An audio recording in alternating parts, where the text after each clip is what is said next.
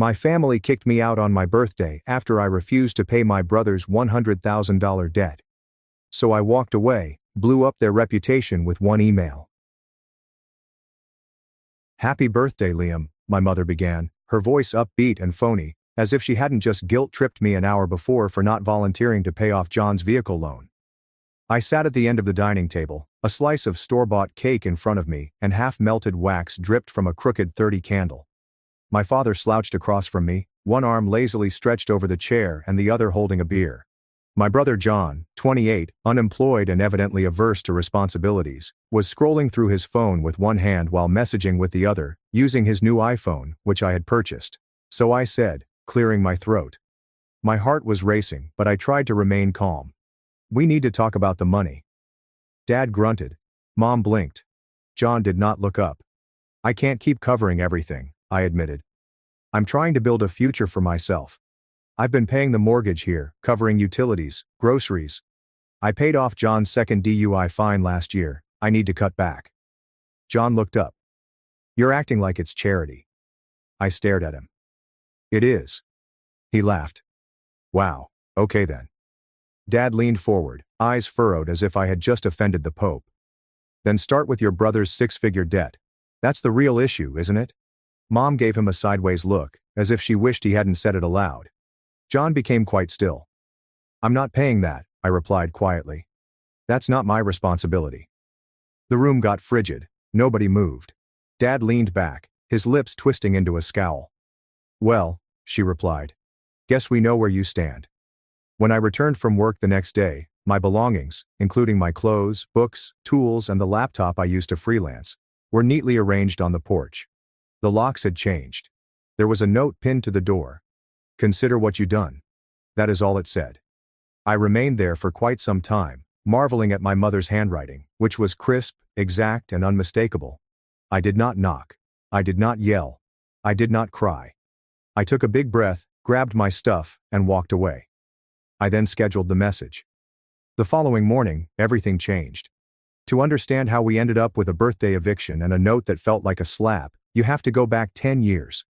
I was 20 years old when John totaled his first car. Of course they were drunk. Mom cried.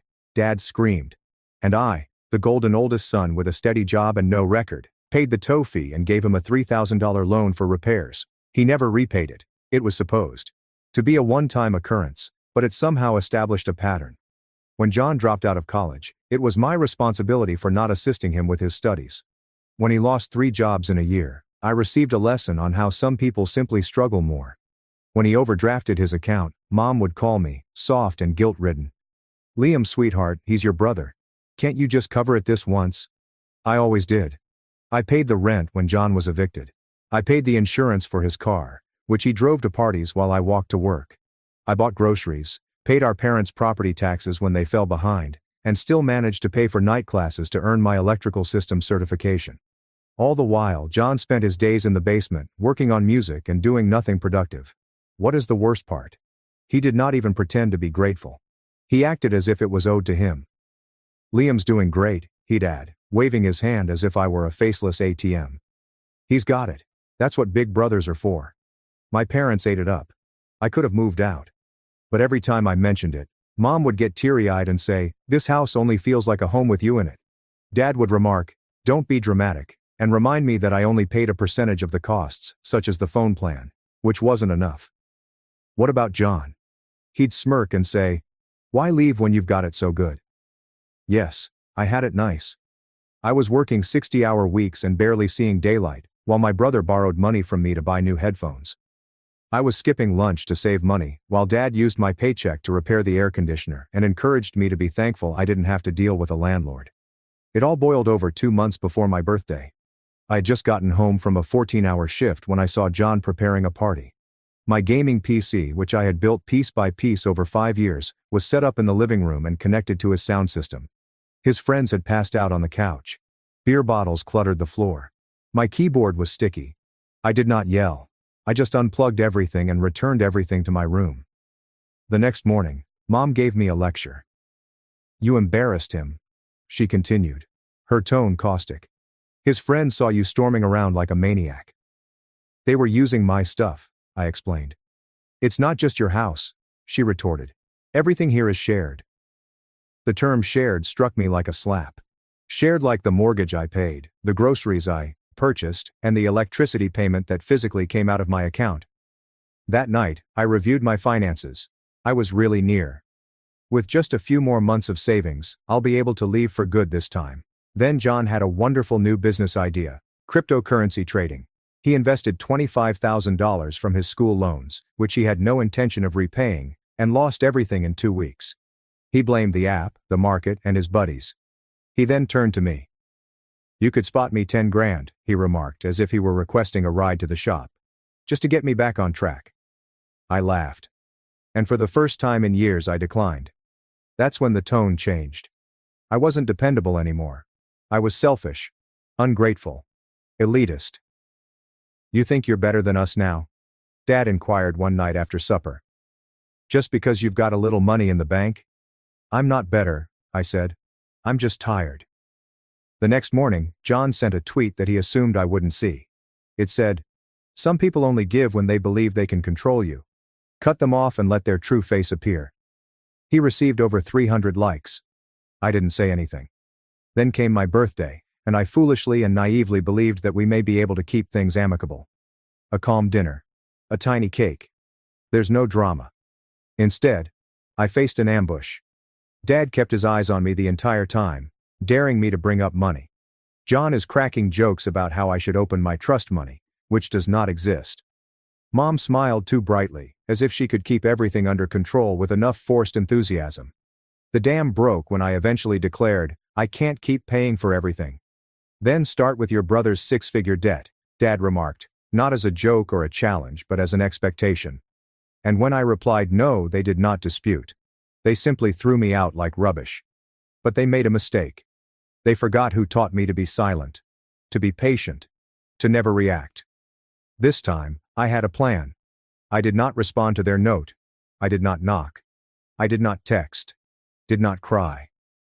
I just scooped up my things, threw what I could into the back seat of my old Toyota, and drove to the cheapest motel I could find. One of those wayside motels where the air smelled like cigarettes and the vending machine ate your money without hesitation. I sat at the edge of the bed, the note still crumpled in my fist. "Consider what you did." I did. I thought long and hard. Then I scheduled the message. See, throughout the years, I've learned a few things, one of which is that each family has its own tale, or folklore that they tell themselves. Ours went like this. Liam is dependable. Liam is always helpful. Liam always shows up. And because he always shows up, we can do whatever we like. They had no idea I'd been recording everything for the past 2 years, including every Venmo request, invoice, transfer, every time I helped someone out. I saved the receipt.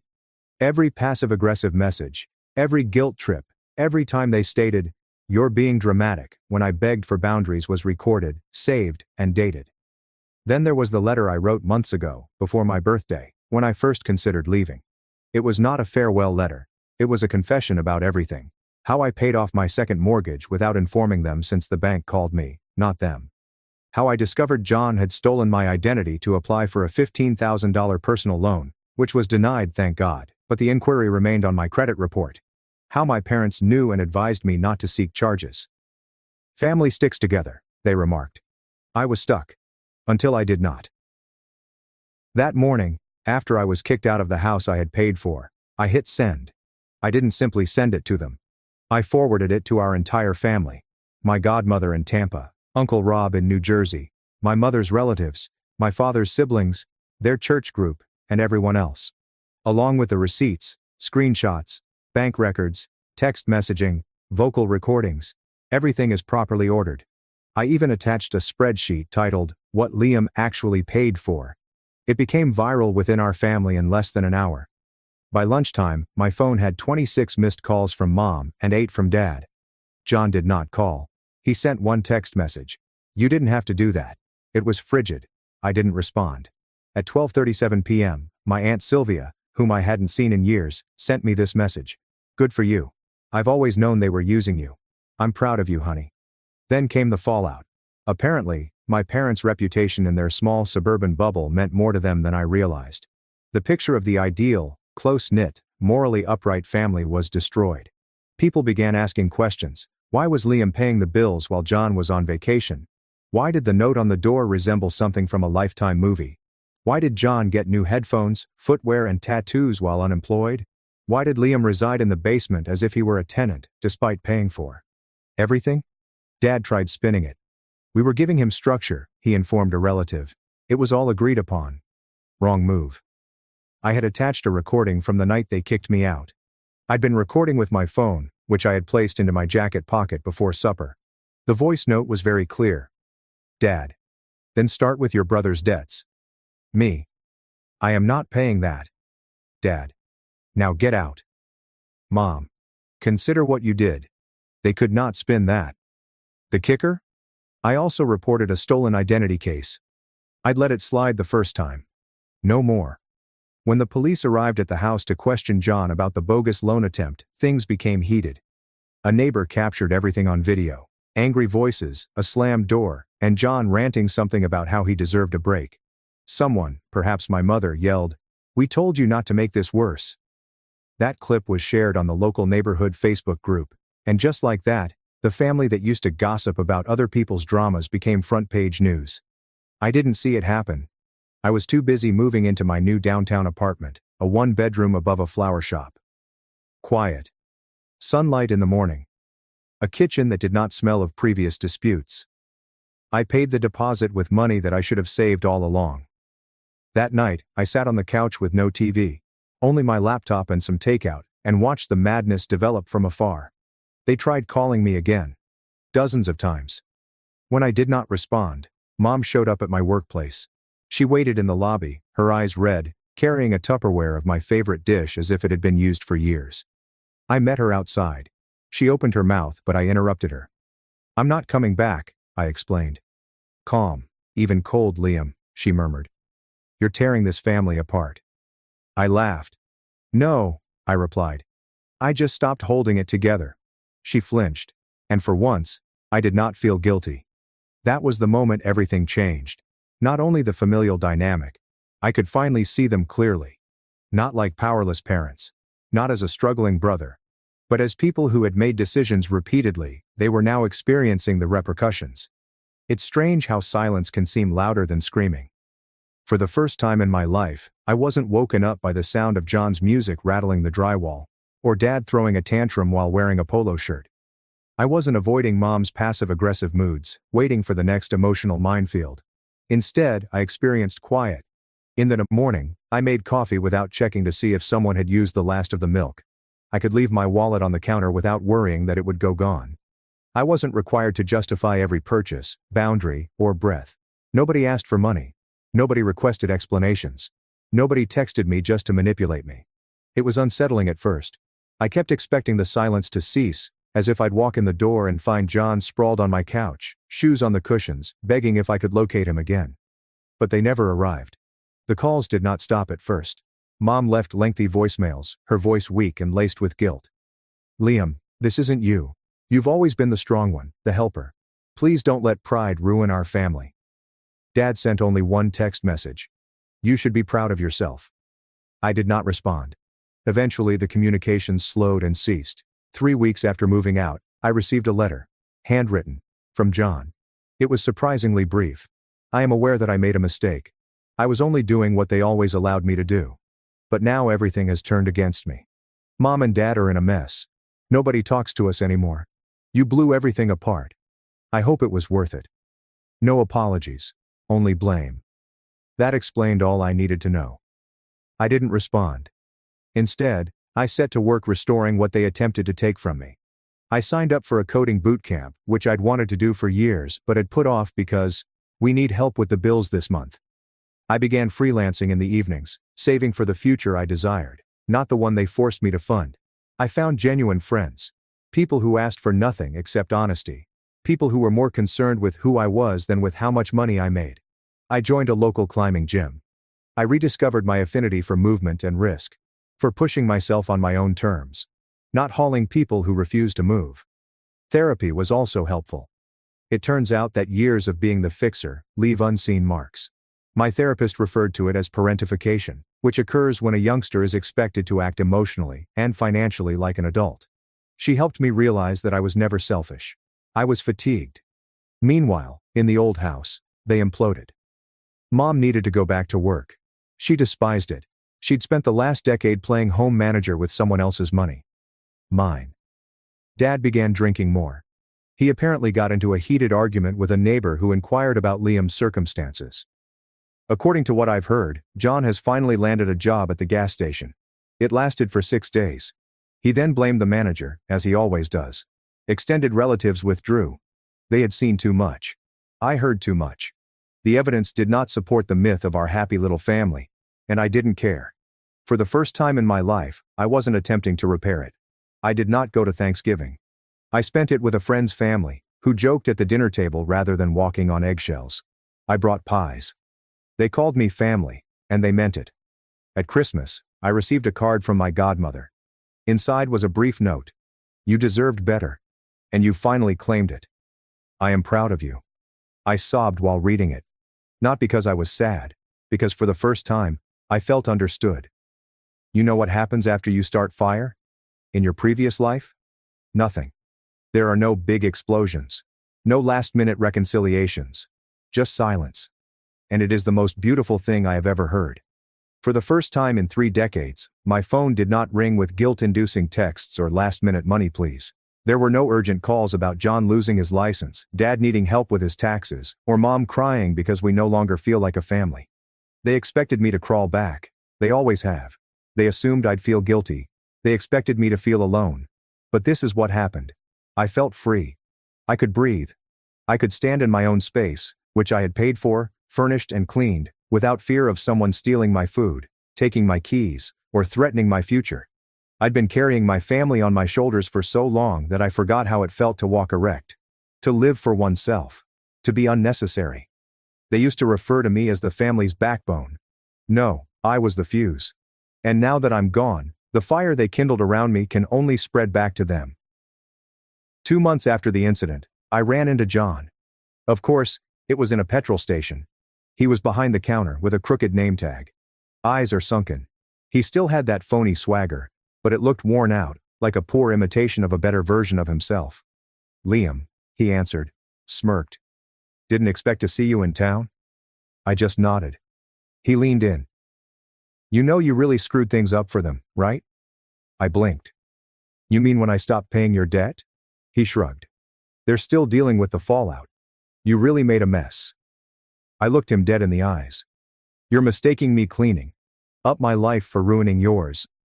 Then I paid for my gas and left him gaping at the door, as if he couldn't believe the ATM had walked away. He still doesn't understand it. Neither of them do. Because people like John do not learn from the repercussions. Not till the funds run out. The spotlight fades. And I'm not going to remain around to see how that lesson plays out. Here's what no one tells you about leaving a dysfunctional family. The distance is not what hurts. It is the understanding that you have never been loved unconditionally. You were useful. Valued for your silence, sacrifice, and bank account. But love without respect is not love. It is leverage. So, when people ask, would you ever speak to them again? I do not hesitate. Because I finally value myself more than their approval. I used to want their affirmation as much as oxygen. Every good grade, every promotion, every loan I repaid. A fervent hope that this time they would notice me. However, they only saw what I could do for them. Never knew who I was beneath it. I now see myself. A man paid off 3 mortgages that were not his. A man stayed up late to tutor his brother, who never tried. A man who kept the lights on in a home that always made him feel like a visitor. And finally, a man declared, no more. I created a new life from the ground up. This time, the basis is not based on guilt or responsibility. It is serene. It is a decision. It is I spend my weekends hiking, reading, and attending classes. I'm learning photography, which I've been putting off for years due to other pressing financial obligations. I'm dating someone who does not need saving. Who asks about my day. Who doesn't call me selfish for setting boundaries. Sometimes late at night, I lie in bed and reminisce about the youngster I used to be. The one who walked gingerly through his own home. Who handed over his paycheck in a ritualistic manner. Who believed that if he worked hard enough, they would love him the proper way. And I whisper, "You got out. You made it. You don't owe them silence anymore. Let them chatter. Allow them to twist the story. Let them label me ungrateful, theatrical, and cold. Because here's the truth they'll never speak in public. Without me, their system failed. Their falsehoods were ineffective without me. Without me, the truth eventually emerged. Loud. Raw. Undeniable. And I didn't even need to yell. I just walked away. And occasionally, the quietest act of disobedience is keeping the door locked.